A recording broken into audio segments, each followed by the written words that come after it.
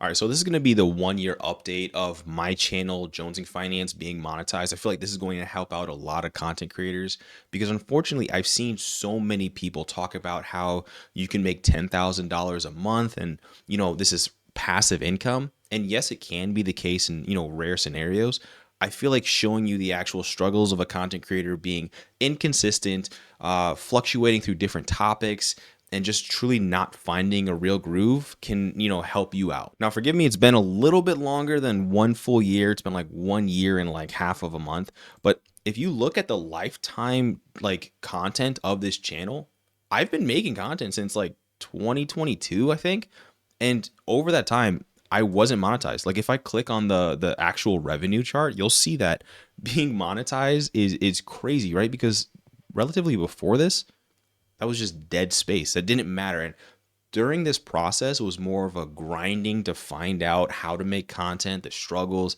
And to be completely honest, this channel is sort of a back end hobby that I do just when I have the free time. So saying that this is like a side hustle isn't really the right term. This is more like a side hobby that whenever I have time, I, come out and make a video. But just looking at this page, right? I'm sitting at 1,900 subscribers, so right under 2K. Don't forget to, subscribe.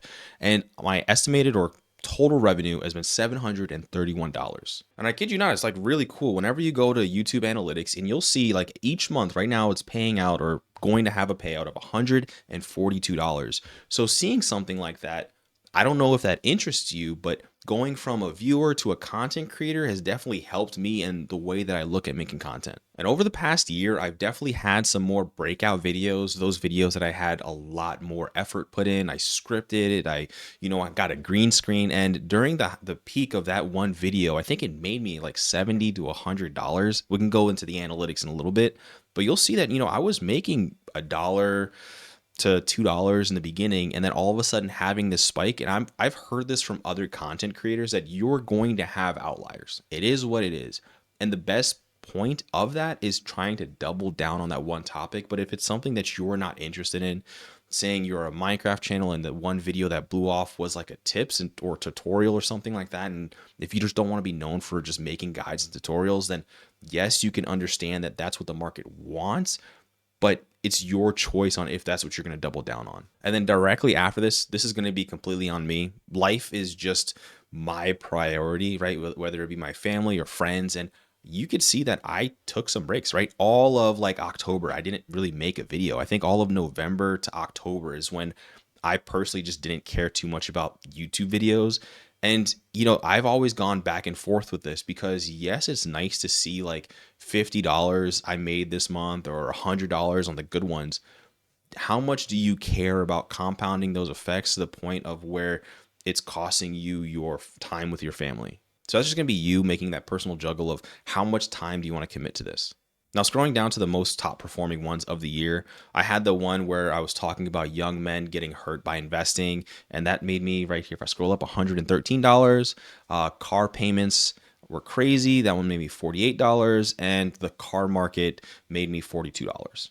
But just to show you how cool Evergreen content is, there's this one video I made about how to make an option watch list on Robinhood. I might go back to that style of content, but it made me, right? This one video was like one of the earliest videos that I made. So I lost out on likely 90% of the revenue, but 13,000 views. And mind you, this video is under 1 minute. I think I made this like in 2022, right?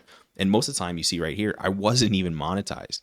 But this video, mind you, is 1 minute. And if we go to the revenue tab, this RPM is like $3.50 because it's in the stock market niche. So you can see with the CPM being $71 on why so many content creators want to move to the stock market or specifically towards personal finance. But the CPM and RPM on this video are going to be a little off because most of the time this video actually wasn't monetized. But even till today, this content still gets views, which I think if you're someone who's looking to make a long form channel, evergreen content or search-based content is probably one of the easiest ways for you to find, a audience demand. Now, don't get me wrong. This was really cool to see the back end on how content creators get paid, but there's so many different ways that people make money, especially having a personal brand or trying to get monetized online, right? There's other platforms, whether you're going to Facebook, if you're going to Twitch, if you're trying to monetize on other platforms, you can cross post and that'll help you. I've tried with live streams, but it's just something that doesn't truly fit in my schedule. And sometimes I'll do it. You can check on the channel. I've done live streams before. I'm not against it, but there's other ways that YouTube tries to allow you to try to monetize on the platform. Again, they're trying to take some of those things from Twitch and other platforms, from like memberships to super chats.